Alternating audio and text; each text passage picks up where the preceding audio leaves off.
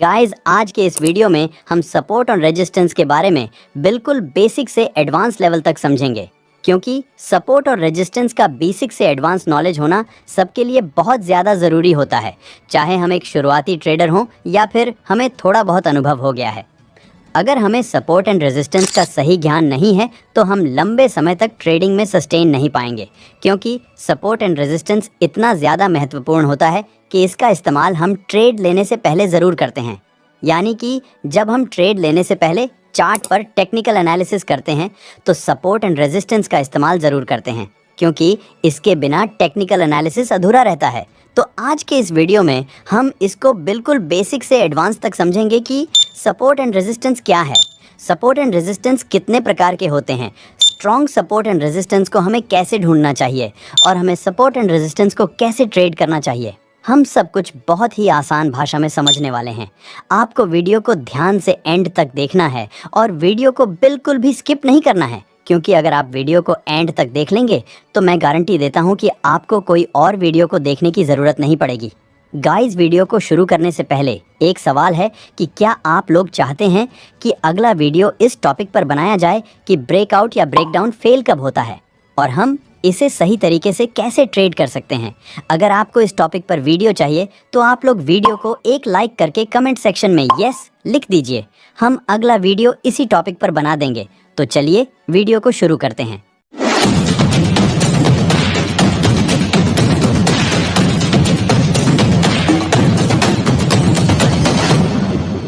चलिए गाइस, पहले जान लेते हैं कि सपोर्ट और रेजिस्टेंस क्या है, ताकि इस वीडियो को जो नए लोग देख रहे हैं उन्हें आगे इस वीडियो में कुछ भी समझने में प्रॉब्लम ना हो। गाइस, मैं आप लोगों को इस वीडियो में सपोर्ट और रेजिस्टेंस को ट्रेड करने की 3 स्ट्रेटजी भी शेयर करने वाला हूं, तो आपको इस वीडियो को ध्यान से समझते हुए एंड तक जरूर देखना है। सपोर्ट एंड रेजिस्टेंस क्या है? गाइस, जो हम देखते हैं जब प्राइस कुछ इस तरीके से डाउन साइड आता है और प्राइस किसी एक पॉइंट तक आता है और जब प्राइस इस पॉइंट से रिवर्स होकर अपसाइड जाने लगता है तो प्राइस जिस पॉइंट से रिवर्स हुआ होता है ये हमारा एक सपोर्ट लेवल बन जाता है। हम यहाँ पर कुछ इस तरीके से एक सपोर्ट लेवल को ड्रॉ कर देते हैं। अब जब प्राइस यहाँ से रिवर्स होकर अपसाइड जाता है और किसी एक पॉइंट तक अपसाइड जाता है और जब प्राइस यहाँ से रिवर्स होने लगता है तो ये हमारा एक रेजिस्टेंस लेवल बन जाता है और हम यहाँ पर भी एक रेजिस्टेंस लेवल को कुछ इस तरीके से ड्रॉ कर देते हैं। जब प्राइस इस रेजिस्टेंस लेवल से रिवर्स होकर डाउन साइड आता है तो जब प्राइस यहाँ पर अपने सपोर्ट लेवल के पास पहुँचता है तो जैसे कि आपको बता दें कि जो सपोर्ट लेवल होता है वहाँ पर बहुत ज़्यादा बायर्स एक्टिव होते हैं। तो जब प्राइस यहाँ पर अपने सपोर्ट लेवल पर पहुँचता है तो यहाँ पर बहुत सारे बायर्स बाइंग करना स्टार्ट कर देते हैं, जिसकी वजह से यहाँ पर प्राइस में डिमांड बढ़ने लगती है और प्राइस यहाँ से रिवर्स होकर फिर से अपसाइड जाने का ट्राई करने लगता है, यानी कि प्राइस फिर से यहाँ से अपसाइड जाने लगता है। और इसी तरीके से जब प्राइस यहाँ से रिवर्स होकर अपसाइड जाता है और अपने रेजिस्टेंस लेवल पर पहुँचता है तो जो रेजिस्टेंस लेवल होता है वहाँ पर बहुत ज़्यादा सेलर्स एक्टिव होते हैं। तो जब प्राइस यहाँ पर रेजिस्टेंस लेवल पर पहुँचता है तो जो सेलर्स यहाँ पर एक्टिव होते हैं वो लोग यहाँ पर सेलिंग करना स्टार्ट कर देते हैं, जिसकी वजह से यहाँ पर प्राइस के रिवर्स होकर डाउन साइड जाने का चांस अधिक रहता है। क्योंकि जब प्राइस यहाँ पर रेजिस्टेंस लेवल पर पहुँचता है और यहाँ पर बहुत ज़्यादा सेलर्स सेलिंग करने लगते हैं तो यहाँ पर प्राइस में डिमांड कम हो जाता है और यहाँ पर सप्लाई बढ़ने लगती है, तो प्राइस के यहाँ से डाउन साइड जाने का चांस अधिक रहता है। जैसे मान लीजिए यहाँ पर प्राइस अपसाइड जाता है, यानी कि यहाँ पर अपने रेजिस्टेंस लेवल पर जाता है और यहाँ पर बहुत ज़्यादा सेलर सेलिंग नहीं करते हैं तो प्राइस में यहाँ पर सप्लाई नहीं बढ़ती है और यहाँ पर डिमांड बढ़ती रहती है, जिसकी वजह से प्राइस यहाँ पर अपने रेजिस्टेंस लेवल को ब्रेक कर देता है। गाइस, जब प्राइस अपने रेजिस्टेंस लेवल को ब्रेक करता है तो उसे हम ब्रेकआउट कहते हैं और जब प्राइस अपने सपोर्ट लेवल को ब्रेक करता है तो उसे हम ब्रेकडाउन कहते हैं। अब आइए जान लेते हैं कि सपोर्ट एंड रेजिस्टेंस को आपको ड्रॉ कैसे करना है। अब जैसे कि आप इस चार्ट में देख सकते हैं यहाँ पर प्राइस अपसाइड गया हुआ है और प्राइस इस पॉइंट से रिवर्स हो रहा है। तो जैसे कि मैं आपको अभी बताया था कि जब प्राइस अपसाइड जाता है और किसी एक पॉइंट से रिवर्स होता है तो हमारा एक रेजिस्टेंस लेवल बन जाता है। तो ये हमारा एक रेजिस्टेंस लेवल है। यहाँ पर रेजिस्टेंस लेवल को ड्रॉ करने के लिए सिंपली आपको इस वाले सेक्शन में जाना है। अब यहाँ पर आपको रेक्टेंगल का एक ऑप्शन दिख रहा होगा, आपको इस पर क्लिक करना है। उसके बाद आपको जहाँ से भी रेजिस्टेंस लेवल को ड्रॉ करना है आपको वहाँ पर 1 क्लिक करके कुछ इस तरीके से एक बार इसे ड्रैग कर देना है। अब यहाँ पर आप देख सकते हैं यहाँ पर हमारा रेजिस्टेंस लेवल ड्रॉ हो गया है। बिल्कुल सेम इसी तरीके से आपको सपोर्ट लेवल को भी ड्रॉ करना है। आइए इसे भी देख लेते हैं। अब जैसे कि यहाँ देखिए यहाँ पर प्राइस डाउन साइड आया है और इस पॉइंट से प्राइस रिवर्स होकर अप साइड गया हुआ है।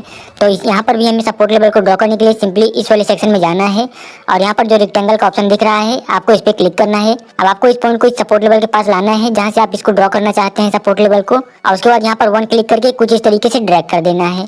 अब आप देख सकते हैं यहाँ पर हमारा सपोर्ट लेवल भी ड्रॉ हो गया है।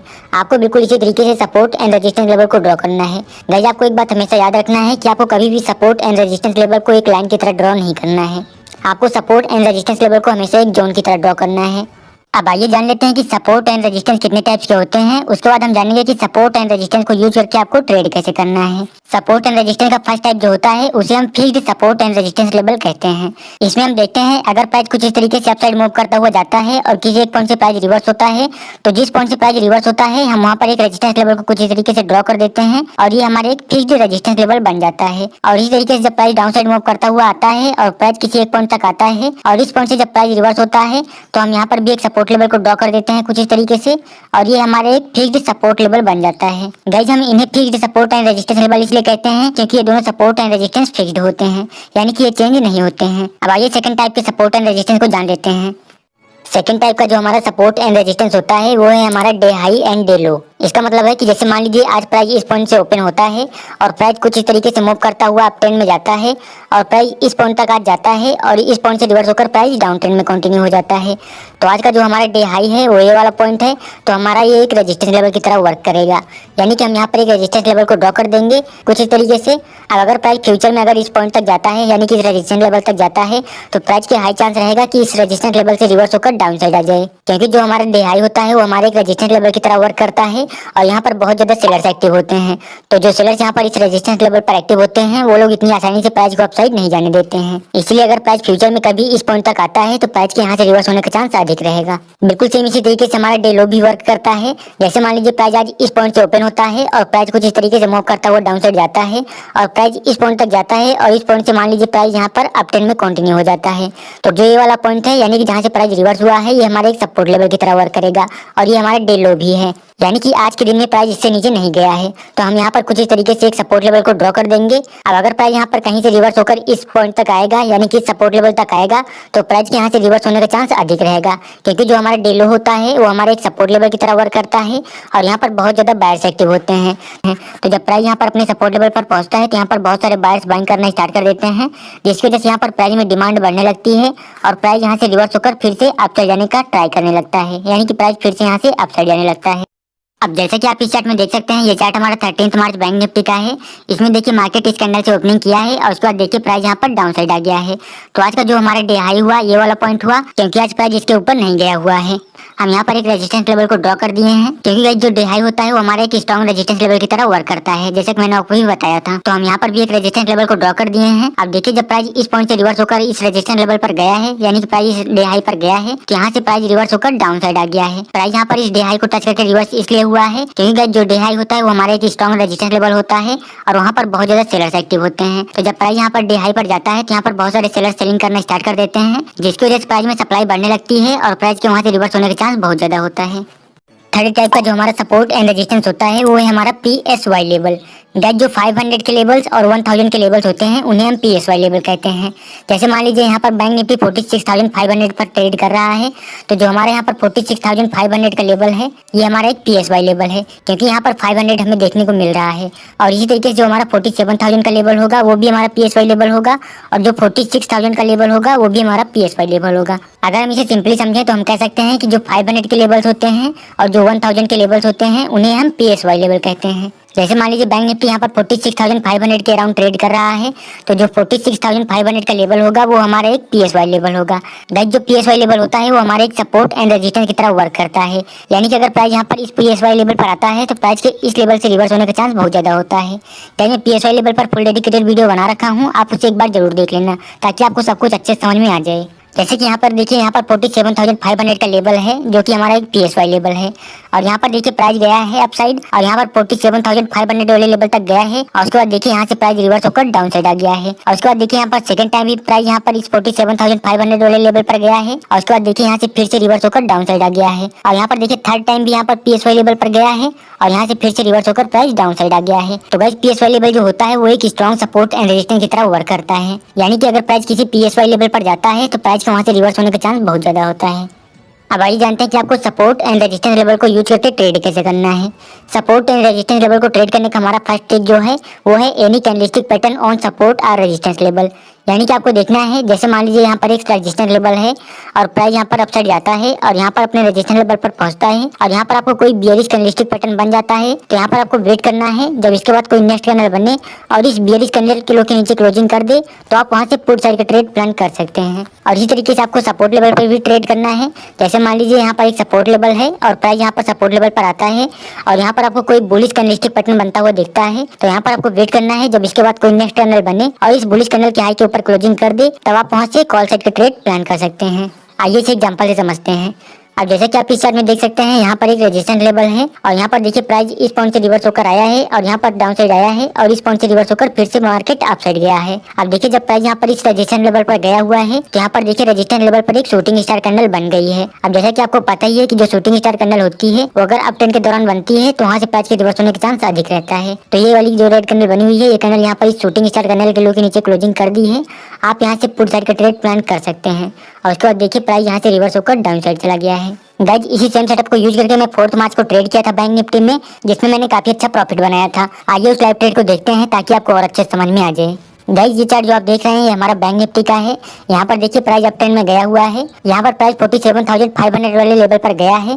तो गाइज जैसे मैंने आपको भी बताया कि जो 500 का लेवल होता है वो हमारा एक PSY लेवल होता है। तो यहाँ पर देखिए जो 47,500 का लेवल है ये हमारा एक PSY लेवल है। तो जो PSY लेवल होता है वो हमारा एक सपोर्ट एंड रेजिस्टेंस की तरह वर्क करता है। अब देखिए जब प्राइस यहाँ पर इस PSY लेवल पर गया है तो यहाँ पर एक शूटिंग स्टार कैंडल बनती हुई दिख रही है, जो कि एक बियरिश कैंडल है। यानी कि जब ये कैंडल किसी रेजिस्टेंस लेवल पर बनता है तो ये वहाँ से प्राइस के रिवर्स होने का चांस अधिक रहता है। तो ये कैंडल यहाँ पर देखिए PSY लेवल पर बना है। तो जो PSY लेवल होता है वो हमारा एक सपोर्ट एंड रेजिस्टेंस की तरह वर्क करता है। तो यहाँ पर जो ये 47,500 का लेवल है ये हमारा रेजिस्टेंस की तरह वर्क कर रहा है और यहाँ पर देखिए रेजिस्टेंस लेवल पर एक शूटिंग स्टार कैंडल बन गई है। जब ये शूटिंग स्टार कैंडल यहाँ पर रेजिस्टेंस लेवल पर बनी थी तो मैं यहाँ पर वेट कर रहा था कि जब ये कैंडल यहाँ पर इसके लो के नीचे सस्टेन करने लगेगी तो मैं यहाँ पर पुट साइड का ट्रेड प्लान करूंगा। और उसके बाद देखिए यहाँ पर जो वाली रेड कैंडल बन रही है, ये कैंडल जब यहाँ पर इसके लो को ब्रेक करके यहाँ पर सस्टेन करने लगी थी तो मैं यहाँ पर पुट साइड के ट्रेड में एंटर हो गया था।